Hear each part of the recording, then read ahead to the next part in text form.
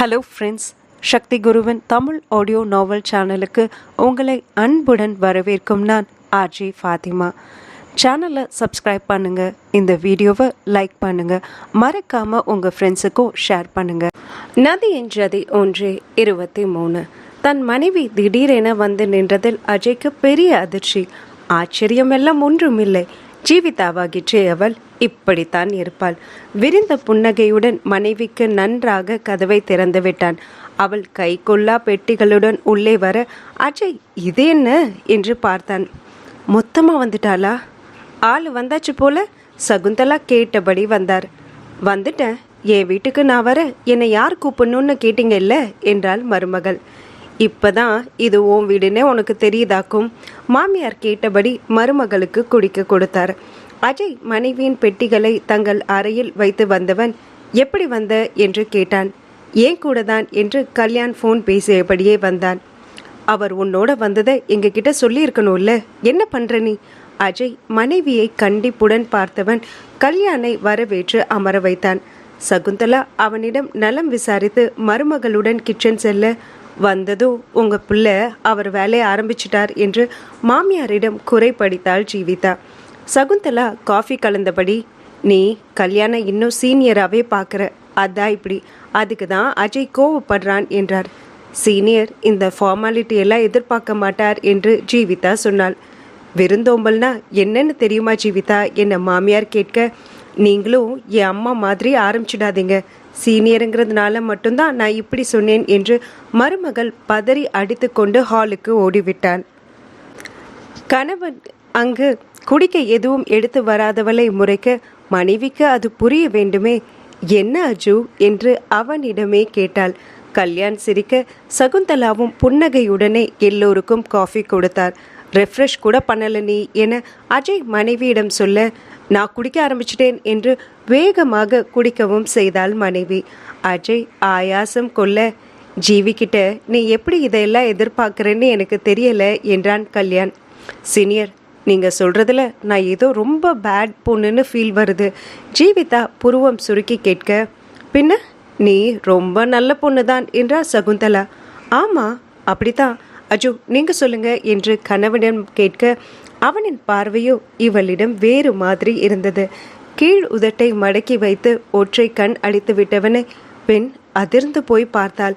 கண்கள் விரிந்து இமை கூட சிமிட்டாமல் அவனை பார்த்திருக்க, என்ன ஜீவிமா என்று கேட்டான் கல்யாண். ஹா சீனியர். பெண் விளக்க முடியாமல் தன் பார்வையை விளக்கினாள். லஞ்ச் என்ன செய்யலாம் என சகுந்தலா கேட்க, நான் கிளம்பணும் சித்தி என்றான் கல்யாண். தனியாக வரேன்னு கிளம்புனவளை இழுத்து பிடிச்சு காரில் போட்டுட்டு வந்தேன். ஆஃபீஸ் ஒர்க் நிறைய இருக்கு, டெட்லைன் கிட்ட வந்துடுச்சு என்றான். நீ இன்னைக்கு கிளம்புறேன்னு முன்னாடியே தெரியும்ல, என்கிட்ட சொல்லியிருந்தா கார் அனுப்பியிருப்பேன், இவரை ஏன் அலைய வைக்கிற என்று கேட்டான் அஜய். நான் சர்ப்ரைஸாக வர நினைச்சேன். மனைவியின் முகம் சுருங்கி போனது. சாரி சீனியர் என்று பெண் கல்யாணிடம் கேட்க, ஏன் அஜய், நான் தான் அவளை கம்பல் பண்ணி கூட்டிட்டு வந்தேன் என்றான் கல்யாண். உங்கள் வேலை கெடுதில்ல, இருக்கட்டும், ஒரு நாளில் ஒன்றும் ஆகிடாது என்ற கல்யாண். நீ இன்னமும் என்னை அக்செப்ட் பண்ணலை, அதான் இப்படி பேசுகிற என்றான் மனத்தாங்கலாக. அப்படி இல்லை, இவ இன்னமும் இப்படியே இருந்தா எப்படின்னு தான், மற்றபடி நீங்கள் உங்கள் ஜூனியருக்கு செய்கிறதுல எல்லாம் நான் தலையிடலை என்றான் அஜய். ஜீவிதா கணவனை அப்படியா என்று பார்த்து வைத்தாள். சகுந்தலா இடையிட்டு, லஞ்சு சாப்பிட்டு கிளம்பலாம், டிரைவர் உன்னோட வருவார் என்று முடித்து விட்டார். கல்யாண் ஏற்றுக்கொள்ள ஜீவிதா அவளின் அறைக்கு சென்று வந்தாள். சகுந்தலா மதிய உணவை சிறு விருந்தாக ஏற்பாடு செய்து கொண்டிருந்தார். மாமா எப்போ வருவார் அத்தை என்று கேட்டபடி அவருக்கு உதவினாள் மருமகள். லஞ்சுக்கு தான், இப்போ எல்லாம் அவர் ரொம்ப பிஸியாகிட்டார். எம்பி மாமா போகிற பஞ்சாயத்துக்கெல்லாம் அவரையும் கூட்டிகிட்டு போயிடுறது, இவரும் சும்மா இருக்கிறதுக்கு கிளம்பிடுறார் என்றார். இங்கு கல்யாணை அழைத்து கொண்டு அலுவலக கட்டிடம் சென்றான் அஜய். இருவரும் எல்லாம் பார்த்தபடி பொதுவாக பேசினர். எனக்கும் ஏதாவது பிஸ்னஸ் பார்த்துக்கிட்டு ஊர் பக்கம் வந்துடலான்னு இருக்கு அஜய் என்றான் கல்யாண்.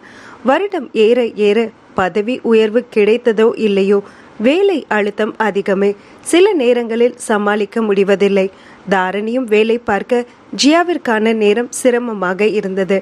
அதற்காக மனைவியை வேலை விட சொல்ல மனமில்லை, அது அவள் உரிமை. இதுவே ஊர்ப்பக்கம் வந்துவிட்டால் இருவரும் இணைந்து தொழில் செய்யலாம். காமாட்சி வசம் ஜியா இருப்பாள். அப்பா அம்மாவுடனும் இருக்கலாம் என்று பல எண்ணங்கள். அதை அஜயிடம் வெளிப்படையாக சொல்ல நல்ல விஷயம்தான் என்றான் அஜய். நமக்கு வேலை பார்த்தே ஆகணும்னு ஓகே, அப்படி இல்லைன்னா தாராளமாக ஆல்டர்னேட் போகலாம். எனக்கு தொழில் தவிர வேற ஆப்ஷன் இல்லை. இங்கே எல்லாம் நான் தான் பார்க்கணும். அப்பாவை சிரமப்படுத்தக்கூடாது. பங்காளிங்க பஞ்சாயத்து ஃபங்க்ஷன்னு பல காரணம் கூட எனக்கு ஊரில் இருக்க பிடிச்சிருக்கு. ஜீவிதாவும் வந்துட்டா, இனி அவளை தொழிலுக்குள்ளே கொண்டு வரணும். மற்றதெல்லாம் ஓகே, ஜீவதியை தொழிலுக்குள்ளே கொண்டு வரது தான் லைட்டாக இடிக்குது என்றான் கல்யாண் சிரிப்புடன். மேடம் கண்டிப்பாக டிமிக்கி கொடுப்பா. அவள் சென்னையில் வேலை பார்த்ததே பெரிய விஷயம்தான் என்றான் அஜய் அவளை முழுதும் தெரிந்தவனாக. ஆனால் அஜய், நீ அவளை ஈஸியாக ஹேண்டில் பண்ணணும். இப்போது மேடம் மிஸ்ஸஸ் அஜய் வேற ஆகிட்டாங்க. என்கிட்டயே கெத்து காட்டுவா என்றான் ரசனையான புன்னகையுடன். அதிலே கல்யாணுக்கு அவன் மாற்றம் தெரிய மகிழ்ச்சியும் கொண்டான். அவளோட மனசு தெரிஞ்சா நீ எப்படி ரியாக்ட் பண்ணுவேன்னு ஜிஏவியை விட நான் ரொம்ப யோசித்தேன். இப்போ சந்தோஷம் என்றான் வெளிப்படையாக. அஜய் அளவாக புன்னகைத்தவன், என்ன பிஸ்னஸ் பண்ணலான்னு யோசிச்சிருக்கீங்க என்று கேட்டான். கல்யாண் தன் எண்ணத்தை சொல்ல அவர்கள் பேச்சு அதை தொடர்ந்து சென்றது. சேனா பெரியப்பா ஓகே சொல்வாரா என்றும் அஜய் கேட்டான். அம்மா பார்த்துக்குவாங்க, அவரோட கண்ணு சொன்னால் அவருக்கு போதும் என்றான். பெரியம்மா தான் அவருக்கு சரி. ஒரேடியாக அப்படியே சொல்லிட முடியாது அஜய். அம்மா கிட்ட எப்படி பேசணும் செய்யணும்னு அப்பாவுக்கு நல்லாவே தெரியும். அதுக்கு அவங்க கல்யாணமே நடந்த விதமே சாட்சி என்றான் மகன். அது என்னமோ உண்மைதான். சேனா பெரியப்பா குணத்துக்கு அது செட் ஆகலதான் என்றான் அஜய்.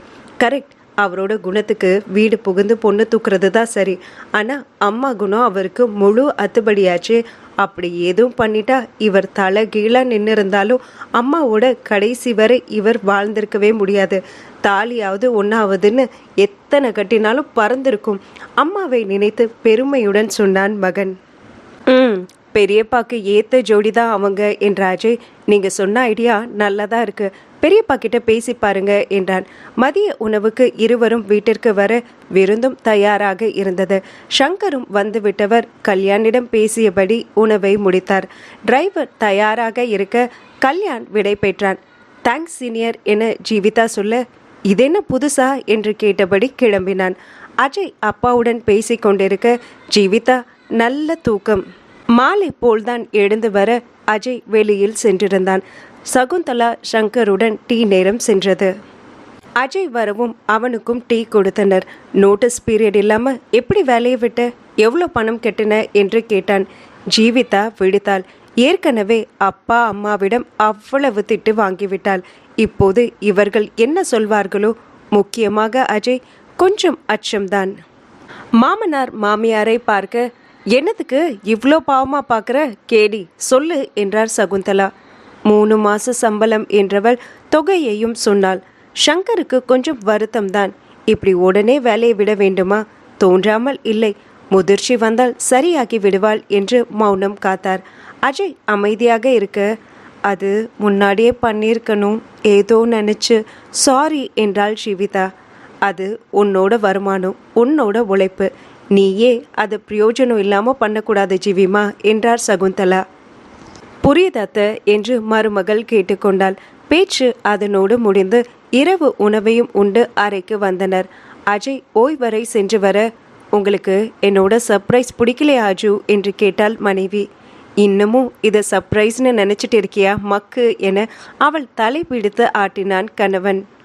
அப்போ நான் வருவேன்னு உங்களுக்கு முன்னாடியே தெரியுமா? அக்கா சொல்லிட்டாளா என்று கேட்டாள். அவன் ஏன் சொல்லணும்? ஜீவி பொண்ணை எனக்கு தெரியாதா என்றபடி அவளை தன் நெஞ்சோடு அணைத்து படுத்து கொண்டான். எப்படி தெரியும் என மனைவி கேட்க, இப்படி என்று அவள் உதடுகளோடு இணைந்தான். ஆழ்ந்த தொடர் முத்தம், கைகளும் கால்களும் பிணைய உடல்கள் நெருக்கம் கூடிய முத்தம். இதுக்கப்புறமும் ஆட்டக்காரிக்கிட்ட எந்த கிறுக்குத்தனமும் இருக்காதுன்னு எனக்கு தெரியுமே என்றான். ஜீவிதா புருவம் தூக்கி பார்க்க, என் முத்தம் என் மனசை உனக்கு சொல்லிச்சுதானே, அப்புறம் என்ன பார்வை என்று அவள் உதடுகளை வருடினான். ஜீவிதா அதை ஏற்றுக்கொண்டாள். அஜுக்கும் என்னை பிடிக்கும், என்னைப் போல அவருக்கும் என் மேல் விருப்பம் இருக்கு என்பதை அவனின் முத்தத்தை வைத்துதானே மனைவி உணர்ந்து கொண்டாள். அடுத்து வந்த நாட்களில் அவளின் உறுத்தல் சஞ்சலம் எல்லாம் அவளை தடுக்கவில்லை. அஜுவை இனியும் பிரிந்திருக்க முடியாது என்று தோன்றி வேலையை ஒரேடியாக விட்டுவிட்டாள். அஜய்க்கு இவளின் குணங்கள் எல்லாம் பழகியதுதான். ஆனாலும் பணம் கட்டி வெளியே வந்ததை அவன் ஆதரிக்கவில்லை. 3 மாசத்துல என்ன ஆகிடும்னு பணம் கட்டி வெளியே வந்த என்று வரடிய உதடுகளை லேசாக நிமிண்டியபடி கேட்டான். நான் அம்மா கூட ஆகலாம் அஜு, பெண் பட்டென சொல்லிவிட்டாள். அஜய்தான் அதிர்ந்து அவள் தலையில் கொட்டி வைத்தான். அஜு, வலிக்கட்டும், நீ மட்டும் என் பொண்டாட்டியா இல்லாம போயிருந்தா உன்னை தொலைச்சிருப்பேன் என்றான் மிரட்டலாக. இப்போ என்ன பண்ண வேண்டியதானே? மனைவி மூக்கை சுருக்கினாள். பண்ணா நான் அப்பா ஆக முடியாதே, அதனால பார்க்கிறேன் என்றான் கணவன். அஜு, நீங்க தான் கேடி, போங்க. பெண் சினுங்கி அவன் நெஞ்சில் முகத்தை வைத்து கொண்டாள். அஜய் சிரித்தவன் மனைவி தலையை வருடி கொடுக்க அந்த இரவு அவர்கள் தூக்கத்தில் முடிந்தது. மறுநாளில் இருந்து ஜீவிதா மாமியார் வீட்டில் செட்டில் ஆக ஆரம்பித்தாள். சகுந்தலா சங்கரிடம் பெரிதான கட்டுப்பாடுகள் இல்லை என்றாலும் அவளுக்கான பொறுப்பை பெண் எடுத்து செய்தாள். சகுந்தலாவும் மருமகளுக்கு கொஞ்சம் கொஞ்சமாக சொல்லி கொடுத்தார். ஜீவிதா தினமும் முந்திரி காட்டுக்கு சென்றாள். அங்கு நடக்கும் வேலைகளை மாமியாருடன் சேர்ந்து மேற்பார்வை பார்த்தாள். அஜய் மனைவிக்காக ஸ்கூட்டி ஒன்றை வாங்கி கொடுத்தான். சகுந்தலா காரை தவிர்த்து மருமகள் வண்டியில் ஏறிக்கொண்டவர், மாமியார்னு கீழே தள்ளி விட்டுடாத என்றார். ஐடியா சொல்லி கொடுத்ததுக்கு நன்றி மாமியாரே என்று மருமகள் வேகத்தை கூட்ட சகுந்தலா திட்டினாரோ இல்லையோ அஜயிடம் நன்றாகவே திட்டு வாங்கினாள். இடையில் கல்பனா பலராம் இருவரும் மகளை பார்க்க ஊருக்கு வந்தனர். சங்கர் வீட்டிலே இருந்து அவர்களை உபசரித்தார். அஜய் மாமனாரை தொழில் நடக்கும் இடத்திற்கு அழைத்து சென்றான். அபிப்பிராயம் கேட்டான். பலராமுக்கு அதில் பெருமை. தனக்கு தெரிந்ததை எல்லாம் சொன்னார். சகுந்தலா கல்பனா இருவரும் அறையில் அமர்ந்து பேசிக் கொண்டிருந்தனர். என்ன பேசுறீங்க என்று வந்தாள் ஜீவிதா. அவ மருமக கொடுமையா அவ சொல்றா, வேறென்ன என்றார் கல்பனா. ஹோ என்று விட்டவள் புரிந்த பெண் ஆ என்றாள். சகுந்தலா சிரிக்க மா என்றவள், அத்தை நீங்க அவங்க பேச்சை கேட்காதீங்க என்றாள் மாமியாரிடம். நான் கேட்பேன், அவ என் நல்லதுக்கு தான் சொல்லுவா என்றார் சகுந்தலா. ஜீவிதா இருவரையும் பார்த்து நொடித்து சென்றாள். அன்றிரவு அங்கேயே இருந்துவிட்டு மறுநாள் தான் இருவரும் கிளம்பினர். கல்பனா மகளை அணைத்து கொண்டவர், சீக்கிரம் நம்ம வீட்டுக்கு வாங்க என்று அழைத்து சென்றார். அந்த வாரமே சகுந்தலா சொன்ன கோவில் வேண்டுதலை முடித்து வந்தனர். மாமாக்கு உடம்பு முடியாதப்போ வேண்டினது என்றார் மருமகளிடம். ஜீவிதாவிற்கும் அந்த நேரம் கணவன் பட்ட கஷ்டம் நினைவிற்கு வந்தது. வேலை விட்டு ஊர் வந்து கல்லூரி மாற்றம் என பாவம் அஜு என்று நினைத்து கொண்டாள். அஜய் இரவு அறைக்கு வந்தவன் என்னாச்சு என்று கேட்டான். ஜீவிதா நினைத்ததை சொல்லி எப்படி சமாளிச்சிங்க அஜு என்று கேட்டாள். சமாளிச்சுதானே ஆகணும், உண்மையிலே இப்போ நினச்சா மலப்பா இருக்கு. எப்படியோ நல்ல முறையில் கடந்து வந்துட்டோம். எம்பி பெரியப்பா நம்ம பங்காளிங்க அதுக்கு நிறைய சப்போர்ட் பண்ணாங்க. நீ பார்க்குற இல்லை, இத்தனை சொத்தும் அவங்க கிட்ட தான் குத்தகைக்கு இருந்தது. திரும்பி வந்து கேட்டப்போ ஒருத்தர் தவிர வேற யாரும் பெருசாக பிரச்சனை பண்ணலை, கொடுத்தபடியே ஒப்படைச்சிட்டாங்க என்றான். அவர் ஏன் பிரச்சனை பண்ணார்? நாம் திரும்பி இங்கே வரவே மாட்டோம்னு நினச்சிட்டு நம்ம நிலத்துல தென்னை போட்டுட்டார். தென்னை போடக்கூடாதா? போட விட மாட்டோம். என்னைக்கு இருந்தாலும் அது நம்ம சொத்து. அது வளர்ந்து தோப்பாகும் போது தான் நமக்கு தான் பிரச்சனை. ஓ, எல்லாம் கஷ்டமாக இருந்திருக்குல்ல அஜு? அப்போதான் என் மேலே ரொம்ப கோபமாச்சே உனக்கு என அஜய் கிண்டலாக கேட்டான். அக்கா சொன்னாலா, நீங்கள் எனக்கு ஃபர்ஸ்ட் டே காலேஜுக்கு விஷ் பண்ணலை தானே என்றால் இப்போதும் சண்டை போட தான் இந்த பேச்சு எடுத்தியா? அஜய் முறைப்பாக கேட்க, இல்லை இல்லை அஜு, நான் உண்மையாக உங்களுக்காக ஃபீல் பண்ணேன் என்றாள் மனைவி. ஃபீல் பண்ணி முடிச்சிட்டியா என அஜய் கேட்க, அஜு என்றாள் மனைவி. பின்ன என்னடி உனக்கு ஃபீல் பண்ண வேற நேரமே கிடைக்கலையா? ஏன் இப்போ என்ன மக்கு, உன் புருஷனுக்கு இன்னைக்கு வேற பிளான் இருக்காம் என்றான் அவள் முடியை கோதியபடி. என்ன? மனைவிக்கு வார்த்தைகள் திக்க ஆரம்பித்தது. என் பொண்டாட்டி அவளை அம்மா ஆக்க கேட்டா, அதை செய்யலான்னு. அச்சு, குரல் கிசுகிசுத்தது.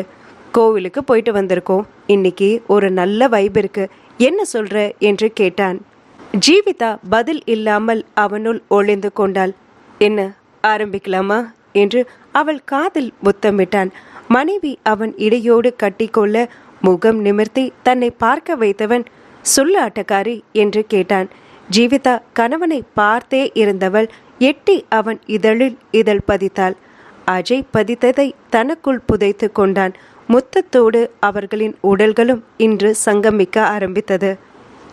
ஜீவிதா அந்த நொடிகளை தனக்குள் உள்வாங்கி ரசிக்க அஜய்க்கு மனைவி மீதான விருப்பம் ஆழ் மனதின் தொடுதலாக மாறியது.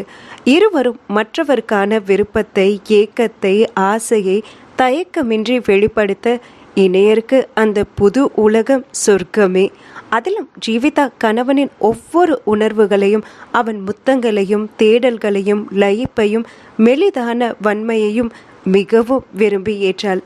ஒரு நொடி கூட பெண் கண் மூடவே இல்லை. கணவனை பார்த்தே இருக்க அஜய்தான் ஒரு நேரம் வெட்கம் கொண்டான். பார்க்காதடி என்றான். பாப்பேன், இந்த அஜுவை என்னால் மட்டும்தான் பார்க்க முடியும், நான் பார்த்துட்டே தான் இருப்பேன் என்ற பெண் அவன் கன்னங்களை பற்றி முத்தமிட்டாள். முகத்தோடு முகம் உரசினாள். அவன் வேர்வைகளை தனக்குள் எடுத்துக்கொண்டாள். அஜய் அவளின் செயலிலே இன்னும் வேகம் கொண்டான். ஜீவிதாவோ நிதானமாக அவனை ரசித்து கொண்டாடினாள். அஜய்க்கு தன் மீதான அவளின் பிடித்தம் மூச்சடைக்க வைத்தது. என்ன செய்து அவளின் பிடித்தத்தை ஈடுகட்டுவது என்று இன்னும் அவளோடு முட்டினான். முத்தங்களை கூட்டினான், காயங்களை கொடுத்தான். ஜீவிதா அவனை முழுதும் தன்னோடு பிணைத்து கொண்டாள். இடைவெளிகளை மட்டுமல்லாமல் இரவு முடிவதையும் இருவரும் விரும்பவில்லை. தொடரும்.